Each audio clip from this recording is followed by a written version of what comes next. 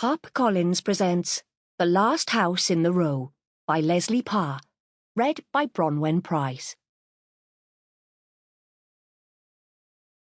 Wales, 1979. Chapter 1. Red Salmon. It's not easy trying to persuade Judy Garland to come out of someone else's garden with a bit of tinned salmon. But here I am, kneeling on the ground, shoving my hand into a gap in the wall, calling my stubborn cat. She loves this garden. I often see her sprawled on the lawn under the big apple tree, her black tail flicking. I don't mind Judy Garland wandering. She is a cat, and they think they own the world. But I do mind that this garden is her favourite, because it belongs to Boo, and that gives me the creeps. As I hold out the salmon, Judy Garland stares at me in that way cats do. If she could, she'd raise her eyebrows to say, "You've got no chance." "Suit yourself," I mutter, stuffing the salmon in my mouth and getting up. I wipe my hand on my jeans and cross the waste ground to go back home. I see Mum's face in the kitchen window, and I try to keep walking, but she opens the back door and shouts, "Hayley, I know what you've done. Get in here, now." I slope back. Mum's pointing at the open salmon tin with a look on her face that's not totally different to Judy Garland's. It says, "I'm in charge." To be fair, both mother and cat are right. "Sorry," I say, "but she's in Boo's garden again and—" "Please don't call Lillian that. You know her name." I stare at the floor, lino made to look like real tiles. "OK then," I mumble. "She's in Lillian's garden." "Don't take that tone with me," Mam says. "You know better than to make up an unkind name for an old lady." She scrapes the rest of the salmon into a plastic container and snaps on the lid. "We'll have to eat this tonight now.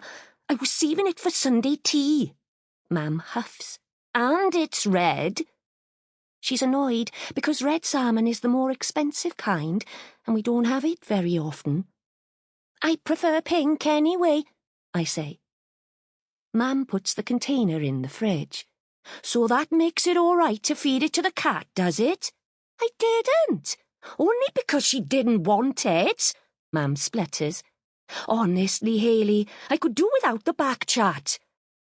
I shove my hands deep into my jeans pockets. Sorry. I go to my bedroom and crawl over the end of the bed to sit on the wide windowsill. I put my back against the wall, feet up, to look at the mountain and the rows of houses on it. So many houses, all the way down to the flat part of the valley where we live. And there's the lane, the waste ground, the church and the graveyard. I can even see some of the tallest headstones and crosses. And I can see her house, Boo's house. I don't care what Mam says. I'm not calling her Lillian, not when she's trying to steal my cat. I bet she lures Judy Garland in there. I bet my cat didn't want salmon because she's full of whatever Boo's been feeding her. I can't see into the garden from here, but I can imagine it all. I pick up my script and go over the lines again.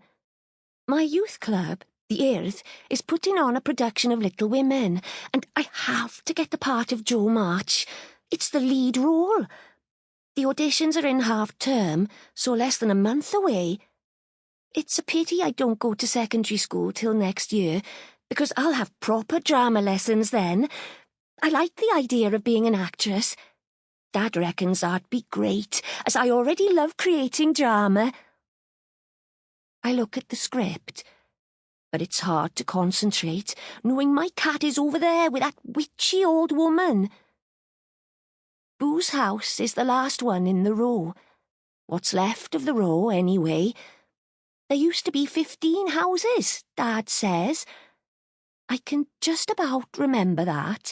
15 houses, all facing the lane next to St. David's Church. I always thought Sample complete.